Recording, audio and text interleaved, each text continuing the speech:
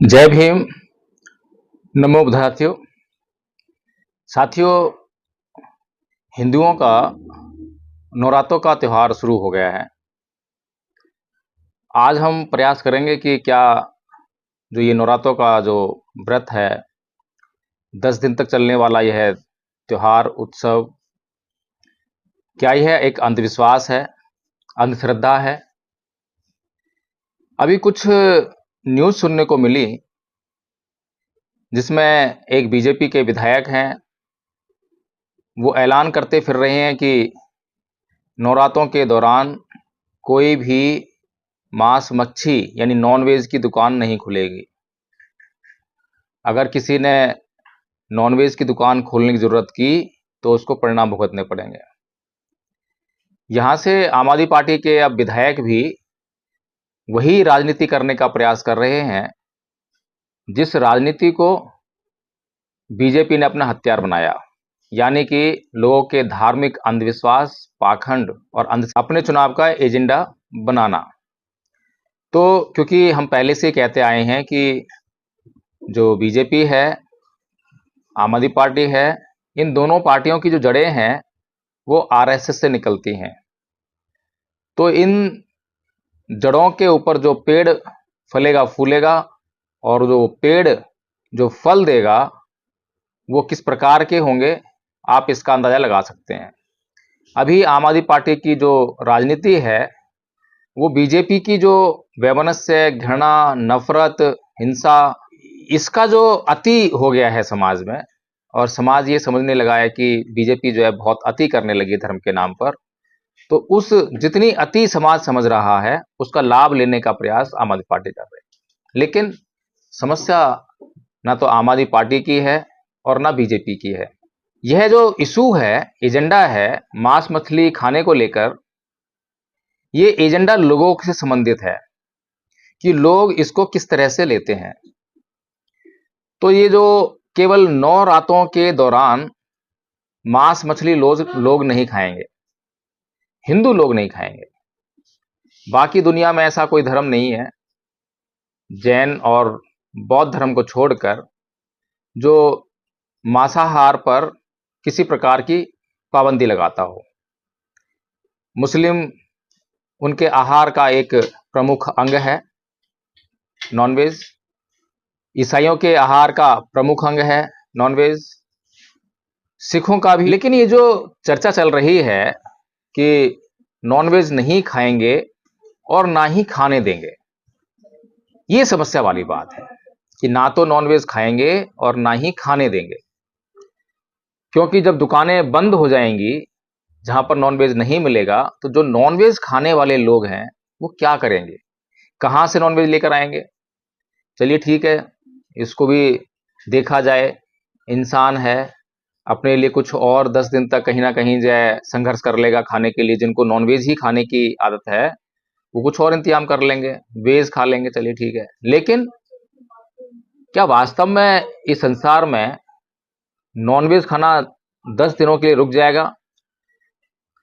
क्या इस भारत के अलावा, और भारत में भी एक छोटे से क्षेत्र के अलावा, पूरी दुनिया में जो है मांस भक्षण हो रहा होगा? गायें भी कट रही होंगी, भैंसे, बकरियां, जो जो चीजें नॉनवेज में यूज की जाती हैं उन सभी का इस्तेमाल हो रहा होगा।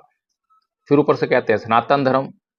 सनातन का मतलब नहीं मालूम है लेकिन सनातन धर्म कह देते हैं, ठीक है, क्योंकि विचार करने की हिंदुओं को आदत नहीं है।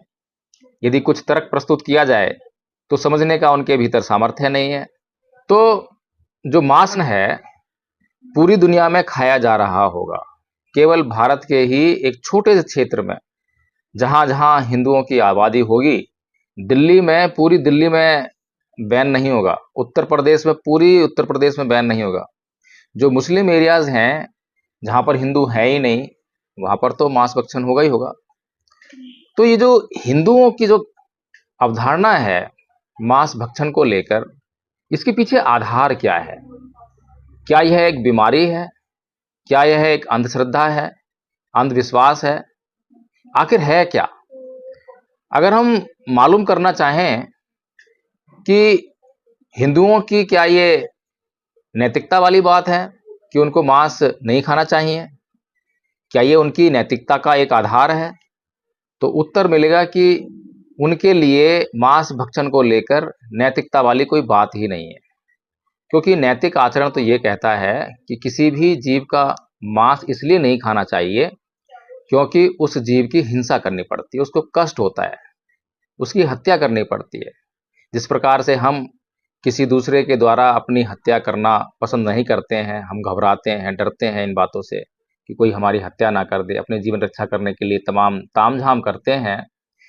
इसी प्रकार नैतिकता ये कहती है कि जब आपको अपना जीवन प्रिय है तो आपको दूसरे का जीवन भी उसी तरह से समझना चाहिए, उसकी भी उस तरह रक्षा करनी चाहिए। ये नैतिकता वाली बात है। लेकिन क्या हिंदुओं के लिए कोई नैतिकता वाली बात है? क्या हिंदू इस नैतिकता का आचरण करते हैं? तो उत्तर है कि बिल्कुल भी नहीं करते हैं, क्योंकि 10 दिन तक मांस भक्षण पर बैन लगाएंगे, ना खुद खाएंगे ना किसी को खाने देंगे। ऐसा नहीं है कि इनकी इच्छा नहीं होगी, बहुत इच्छा हो रही होगी, और मैं गारंटी देता हूं कि 50-60% इन व्रतधारियों में भी, उन नौरातों में भी मांस भक्षण करेंगे, छोड़ेंगे नहीं। और जो छोड़ भी देंगे वो 10 दिन के बाद उसी मांस पर टूट कर पड़ेंगे। तो नैतिकता वाली कोई बात ही नहीं है, नैतिक आचरण ही नहीं है। फिर अगर नैतिक आचरण की बात करें तो क्या खाना चाहिए, क्या पीना चाहिए और क्या नहीं खाना चाहिए, क्या नहीं पीना चाहिए, इस बात पर थोड़ा विचार विमर्श करना चाहिए। तो हिंदू लेकिन इस बात पर कभी भी विचार विमर्श नहीं करते हैं कि क्या खाना उचित है, क्या नहीं खाना उचित है। बेसिर पैर की बातें। पीने के नाम पर मदिरा के लिए कोई रोक टोक नहीं है, शराब की दुकानें बंद नहीं रहेंगी, शराब पर कोई बैन नहीं लगाता, शराब के लिए कोई आंदोलन नहीं करता, जबकि शराब जो है तमाम बीमारियों की जड़ है, शराब तमाम तरह के अपराधों की जड़ है। इतने प्रकार के अपराध जो है शराब के कारण होते हैं, कितने घर शराब के कारण बर्बाद होते हैं, लेकिन हिंदुओं ने कभी भी शराब को बंद करने के लिए आंदोलन नहीं चलाया, बल्कि देवताओं को भी इसी आधार पर सुर कह दिया कि जो सुरापान करते हैं वे सुर और जो सुरापान नहीं करते हैं वो असुर। अब इन्होंने क्या बताया कि सुर जो है कौन है? वो देवता हैं, यानी देवता जो हैं वो शराब पीते हैं, इसीलिए वो देवता हैं। और जो सुरा का विरोध करते हैं, जो सुरा नहीं पीते हैं, उनको असुर कह दिया, यानी राक्षस कह दिया। तो इस प्रकार से हिंदुओं का नैतिकता से कोई संबंध नहीं है। भोजन के पीछे जो आचरण की जो बात होनी चाहिए थी कि किसी जीव की हिंसा नहीं होनी चाहिए, इसलिए मांस भक्षण नहीं करना चाहिए, ये तो कोई आधार ही नहीं हिंदुओं का। फिर हिंदू धर्म में 4 वर्ण हैं। इन 4 वर्णों के पीछे बहुत बातचीत होती है, ब्राह्मण, क्षत्रिय, वैश्य और शूद्र। कौन सा एक वर्ण बता दीजिए जो पूरा का पूरा हम जिसे कह सकें कि मांस नहीं खाता है? ब्राह्मण मांस नहीं खाता। सबसे ज्यादा मांस का भक्षण करने वाला यही ब्राह्मण वर्ग है, जो समय समय पर पलटियां खाता रहता है। कभी मांस को बैन करता है कि मांस नहीं खाना चाहिए, और कभी लोगों को यह कहता है कि बलि दो। बलि किस लिए दो? कि मांस खाने को मिलेगा। तमाम वेद पुराण यज्ञों की घटनाओं से भरे पड़े हैं, कथा कहानियों से भरे पड़े हैं। नाना प्रकार के यज्ञ हुआ करते थे। अश्वमेध यज्ञ हो रहा है तो इसका मतलब उस घोड़े की बलि दी जानी है।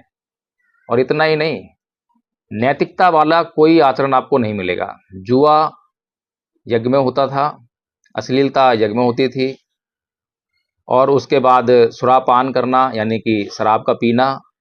फिर जिसका यज्ञ है, गाय का, घोड़े का, मनुष्य का, मनुष्य तक की बलि का इतिहास हिंदुओं का है। इससे गिरा हुआ समाज हम किसी को नहीं सोच सकते। जो मनुष्य तक की बलि दे देता हो, उससे गिरा हुआ समाज, उससे गिरा हुआ धर्म और कौन सा हो सकता है? फिर जो ब्राह्मण ये दावा करते हैं कि मांस नहीं खाना चाहिए, उन्हीं ब्राह्मणों की बड़ी बड़ी कंपनियां भारत से गाय का मांस एक्सपोर्ट करती हैं, विदेशों में एक्सपोर्ट करती हैं। और आरटीआई लगाने के बाद इन बातों का खुलासा हुआ। इन ब्राह्मणों ने वो जो कंपनियां एक्सपोर्ट करती हैं उनका मुसलमानों के नाम पर नाम रखा। घपला सारा हिंदू करते हैं और बदनाम मुसलमानों को करते हैं। अभी पीछे कांवड़ यात्रा के दौरान हर एक मुसलमान की दुकान पर नाम की प्लेट लगाने का जो कानून है वो योगी जी ले आए, अध्यादेश ले आए। लेकिन कभी भी योगी जी ने, अगर योगी जी को वास्तव में इस देश में हिंदू धर्म की स्थापना करनी है, तो कभी भी इस बात की परवाह क्यों नहीं करी योगी जी ने कि जो कंपनियां भारत से बीफ एक्सपोर्ट कर रही हैं, गाय का मांस एक्सपोर्ट कर रही हैं, उनको बंद करवाया जाए। क्यों नहीं बंद करवाया? बल्कि भारतीय जनता पार्टी, जो कि हिंदुत्व के नाम पर चलने वाली पार्टी है, हिंदुत्व का एजेंडा लेकर चलती है, चुनाव भी उसी आधार पर लड़ती है, अगर उसके लिए वास्तव में हिंदुत्व की कोई बात होती या हिंदू धर्म की कोई इनके अंदर सोच होती, कोई चिंता होती, हिंदू धर्म रक्षा करने की बात होती, तो कम से कम अगर उनको बंद नहीं करा पाती तो उनसे चंदा नहीं लेती। लेकिन पीछे यह भी खुलासा हो गया कि भारतीय जनता पार्टी ने इन कंपनियों से बहुत मोटा चंदा लिया है। तो ये हिंदुओं की जो नैतिकता है, हिंदुओं का जो धर्म है, या आखिर है किसके लिए? बीजेपी के लिए तो नहीं है, आरएसएस के लिए नहीं है, मोदी जी के लिए नहीं है, योगी जी के लिए नहीं है। इनके लिए हिंदू धर्म का कोई अस्तित्व नहीं है। इन्हें हिंदू धर्म की रक्षा करनी ही नहीं है। हिंदू धर्म की रक्षा कैसे होगी कभी बताया ही नहीं किसी को, कैसे होगी। बस एक ही बात बोलते हैं कि जब सारे मुसलमान इस देश से चले जाएंगे या सारे मुसलमान मर जाएंगे तो हिंदू धर्म की रक्षा हो जाएगी। जब केवल हिंदू धर्म बचेगा। अब धर्म कैसे बचेगा? धर्म है क्या? धर्म का पैरामीटर क्या है? धर्म का आधार क्या है? किसको कहें धर्म? नवरात्रों में खाली मांस ना खाने को धर्म कहें? मांस है क्या? तुम खुद किससे बने हो? तुम्हारा शरीर मांस का नहीं है? किस बात से घृणा कर रहे हो भाई? शराब से तुम घृणा नहीं करते हो, मांस से तुम घृणा कर रहे हो। मांस में ऐसा है क्या? क्या पवित्रता हो गई? और कौन सा ऐसा प्राणी है, कौन सा ऐसा मनुष्य है जो मांस नहीं खाता हो, बेशक कहता हो कि मैं मांस नहीं खाता हूं? आज साइंस का जमाना है और हिंदू लोग तो बहुत लंबी लंबी फेंकते हैं कि उनके पास तो साइंस बहुत पहले से है, युगों युगों से है, कि वो सब कुछ जानते थे। सब कुछ जानते थे, ये भी जानते होंगे कि जो शरीर है इसका निर्माण कैसे होता है, कोशिकाएं कैसे बनती हैं, ब्लड कैसे बनता है, हड्डी कैसे बनती है। तो पता लग गया होगा कि जो हम वेजिटेरियन हैं तो भी क्या क्या खाते हैं, उसमें भी जीव है, जीवन है। अगर किसी भी वेजिटेबल में, चाहे वो पालक हो, घिया हो, तोरई हो, गोभी हो, इन सब में अगर जीवन ना हो तो आपको जीवन कैसे मिलेगा? किसी पत्थर को तो खाते नहीं हो आप, पत्थर निर्जीव है, उससे आपको जीवन नहीं मिल सकता। लकड़ी जिसमें जीवन नहीं होता उसको भी नहीं खाते आप, क्योंकि जीवन नहीं है उसमें। जीव से ही जीव को भोजन मिलता है, जीव से ही जीव को जीवन मिलता है। उसको आप जो है कोई वेजिटेरियन कहते हैं, कोई नॉनवेज कहते हैं। फर्क कहां पर है? फर्क है संवेदनाओं पर। ये जो पादप हैं, यानी कि पेड़ पौधे हैं, ये चीखते चिल्लाते नहीं हैं, बातें नहीं करते हैं। लेकिन जो जीव, जिन्हें हम जीव कहते हैं, पक्षी, पशु, मनुष्य, ये लोग जो है चोट लगने पर करहाते हैं, रोते हैं, विलाप करते हैं, क्योंकि इनके पास बुद्धि है, दिमाग है, और दिमाग का कंट्रोल जो है पूरे शरीर से होता है, शरीर के अंगों से होता है। जहां भी चोट लगेगी वहां तुरंत सूचना पहुंचेगी और दिमाग महसूस करेगा कि हाँ चोट लगी है। तो इसलिए अगर आप लोग जो इस वीडियो को देख रहे हैं अगर हिंदू हैं तो विचार कीजिए कि धर्म क्या है, फिर विचार कीजिए कि धर्म क्या होना चाहिए। क्या धर्म किसी भी एक आदमी पर लागू होने वाली चीज होनी चाहिए, या धर्म ऐसी चीज हो जो सब पर समान रूप से लागू हो? अगर मांस भक्षण को लेकर ऐसा कोई कानून बने जो पूरे संसार में लागू हो जाए तो उसे कहेंगे सनातन नियम है। लेकिन भारत के एक हिस्से पर, कुछ हिस्सों पर तो आप उस नियम को लागू करो, बाकी हिस्सों पे वो नियम लागू ना होता हो, तो कैसे सनातन होगा? सार्वभौमिकता ही नहीं है इसमें, सदा सदा बने रहने वाला नहीं है, तो सनातन कैसे? सनातन नहीं है। फिर क्या सभी हिंदू मांस खाना बंद कर सकते हैं? ये भी नियम लागू नहीं होता, तो फिर कैसे सनातन? हिंदुओं का कितना बड़ा वर्ग मांस नहीं खाता है? अगर अधिकांश मांस ना खाएं तब भी कुछ बात बनने लग जाए। अब हिंदुओं में क्या 50% लोग मांस नहीं खाते हैं? अगर सर्वे कराएंगे तो लगभग 90% से ऊपर, बल्कि कहूं 95% से ऊपर, सर्वे कराइए, 95% से ऊपर हिंदू मांस भक्षण करने वाले हैं, मांसाहारी हैं। तो फिर ढोंग का है का भाई?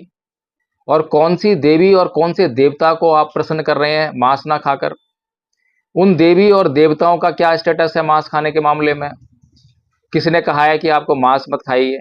बंगाल में हिंदू पुजारी खुद ही इतने सारे बकरे काटते हैं कि जब वो उनका वो त्योहार होता है, जब बकरे कटते हैं तो वहां से खून की नदियां बहती हैं। वो भी धर्म का हिस्सा है। कोई देवता, कोई देवी, किसी ने मांस खाया हो तो उसके ऊपर आके चढ़ गई हो, उसने कुछ बिगाड़ लिया हो, कभी ऐसा हुआ हो? चलिए एक काम और कीजिए, मान लेते हैं कोई देवी देवता अगर मना करता है, तो खाकर देखिए, नवरात्रों में खा के देखिए मांस जो है, क्या आपका कुछ अनिष्ट होता है? इस संसार में कोई भी व्यक्ति अपने मुंह से, जिसके मुंह में जुबान है, कोई भी बात कह सकता है, क्योंकि जुबान है ना मुंह में, तो बात कहने में तो कोई फर्क नहीं पड़ता। लेकिन दूसरे लोग उसको मान रहे हैं या नहीं मान रहे हैं, इस बात से तय होता है कि कहने वाला अक्लमंद आदमी है या मूर्ख आदमी है। यदि कोई मूर्ख आदमी कोई बात कहेगा तो दुनिया उसकी बात को इग्नोर करके चलेगी, सुनेगी नहीं, अनसुना कर देगी। इसी तरह से जब हम कोई बात कहते हैं और उसको पूरी दुनिया मान ले, तो उसे कहते हैं कि सबसे बुद्धिमान आदमी है। तो हिंदू जब भी कोई बात कहते हैं तो पूरी दुनिया उसको नहीं मानती है, पूरी दुनिया में कुछ परसेंट लोग भी नहीं मानते हैं, स्वयं हिंदू नहीं मानते हैं। हिंदू जब कहते हैं, हिंदुओं के संत, जिन्हें संत कहते हैं, संत कहलाने लायक नहीं है वैसे, जब वो कोई बात कहते हैं तो उस बात को स्वयं हिंदू भी नहीं मानते हैं। तो बताइए वो मूर्ख हुए या क्या हुए? वहीं पर एक तरफ भगवान बुद्ध हैं, जब भी कोई बात बोलते हैं तो पूरी दुनिया उनको सुनती है और पूरी दुनिया आचरण करना चाहती है, पूरी दुनिया मानती है। भगवान बुद्ध की कोई ऐसी बात नहीं है, एक एक बात ऐसी है जो पूरी दुनिया मानती है, इसीलिए वो विश्व गुरु हैं, इसीलिए वो विश्व के सर्वश्रेष्ठ, सबसे बुद्धिमान व्यक्ति हैं। तो मैं भारत के लोगों को यही कहना चाहता हूं कि आप लोग सच्चे धर्म को समझिए। एक तरफ भारत में ही जन्मा, भारत में पैदा हुआ, भारत में फला फूला, भारत का अपना धर्म बौद्ध धर्म है, एक तरफ रखिए उसको, और दूसरी तरफ जो है अगले कॉलम में दुनिया के बाकी सारे धर्मों को रख लीजिए और तुलना कीजिए कि कौन सा धर्म सर्वश्रेष्ठ है, किस धर्म के तत्व जो है मनुष्य के लिए बहुत ज्यादा प्रैक्टिकेबल हैं, व्यवहारिक हैं, जीवन को जीने में बहुत सहूलतें देते हैं, जीवन जीना बड़ा आसान बन जाता है। ऐसा कौन सा धर्म? जब आप तुलना करेंगे तो आपको मालूम पड़ेगा कि बौद्ध धर्म जो है पूरी दुनिया में एकमात्र ऐसा धर्म है जो जीवन जीने के लिए सभी तरह की सुविधाओं को उपलब्ध कराता है, जीवन बहुत आसान बना देता है, सारी मुश्किलें दूर कर देता है। तो भारत के लोग जो है बौद्ध धर्म की तरफ क्यों नहीं प्रवृत्त होते? क्योंकि वो अपने दिमाग से काम नहीं लेते।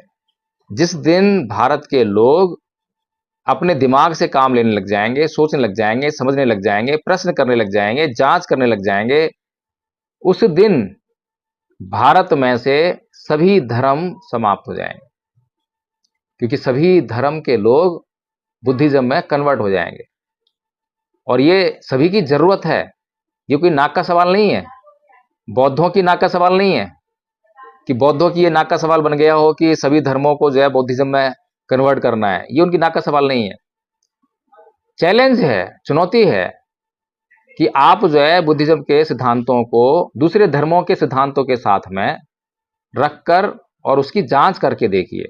अगर आपको लगे कि बौद्ध धर्म के सिद्धांत जो हैं सभी धर्मों से उन्नत हैं, बेहतर हैं और यह जीवन जीने के लिए जो है बहुत ही सरल मार्ग बताते हैं, तो आप उसको अपनाइए।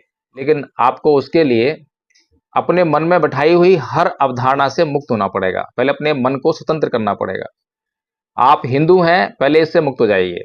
आप मुसलमान हैं, इससे मुक्त हो जाइए। ये संभव नहीं है, असंभव चीज है। बहुत ही कम लोग, बिरले लोग, बहुत ही बुद्धिमान, प्रखर, तेज बुद्धि वाले ही इस तरह की बातें सोच सकते हैं, कर सकते हैं। जिस घर में जो पैदा हो गया वो मुसलमान, जिस घर में जो पैदा हो गया वो हिंदू, हिंदू और मुसलमान होने का केवल यही आधार है। इसके अलावा व्यक्ति की किसी धर्म को अपनाने में कोई स्वतंत्रता नहीं है। और पैदा होते ही कोई ना तो इस मुसलमान होता है, ना हिंदू होता है, ना ईसाई होता है, लेकिन वो परिवार के लोग, वे समाज के लोग, ये दुनिया उसे बताती है कि तू हिंदू है, तू मुसलमान है, तू ईसाई है। तो ये जो बीमारी जहां पर है, हमें उसका इलाज करना पड़ेगा, हमें जांच करनी पड़ेगी। ये नवरात्रों का जो त्योहार है हिंदुओं का, मैं इसलिए इस वीडियो को नहीं बना रहा हूं कि हिंदुओं से कोई दुश्मनी है, बल्कि इस वीडियो को इसलिए बना रहा हूं कि भारत के लोगों को सद्धर्म की जरूरत है, सच्चे धर्म की जरूरत है। किसी पार्टिकुलर दिन पर मांस नहीं खाने से कोई फर्क नहीं पड़ता, किसी पार्टिकुलर दिन पर मांस खाने से भी कोई फर्क नहीं पड़ता। ये हमें अपनी आवश्यकता के अनुसार तय करना चाहिए कि हमें किस चीज की जरूरत है। जिस चीज की हमें जरूरत है उसको खाना ही पड़ेगा, और जिस चीज की हमें जरूरत नहीं है अगर उसको खा लिया तो बीमार पड़ जाएंगे। केवल यही एक पैरामीटर होना चाहिए, इसी को हमें धर्म समझना चाहिए। धर्म की परिभाषा इससे अलग और कुछ नहीं हो सकती। तो साथियों, अगर यह वीडियो आपको पसंद आया हो तो आप इसको लाइक कर दें और कमेंट करके बताएं कि क्या वास्तव में हिंदुओं का जो ये त्यौहार है नवरात्रों का, इसमें वैज्ञानिकता है? क्या इसके पीछे जो आधार बताते हैं, क्या वो आधार उचित हैं, सच्चे हैं? क्या यह कोई सच्ची घटनाओं पर आधारित है या कोरी कल्पनाएं गढ़ी गई हैं ताकि लोगों को मूर्ख बनाया जा सके, बेवकूफ बनाया जा सके? तो साथियों, ये कमेंट में मुझे जरूर बताएं और इस वीडियो को जो है शेयर करना बिल्कुल ना भूलें, ताकि ये अधिकतम लोगों तक पहुंचे और अधिकतम लोग जो हैं इस बात को समझें कि वास्तव में धर्म क्या होता है और अधर्म क्या होता है। अभी पूरी दुनिया जो है धर्म को ही धर्म मानकर जीने के लिए मजबूर है। उन सभी को जो है धर्म क्या है ये बताना है। जय भीम, नमो बुद्धाय।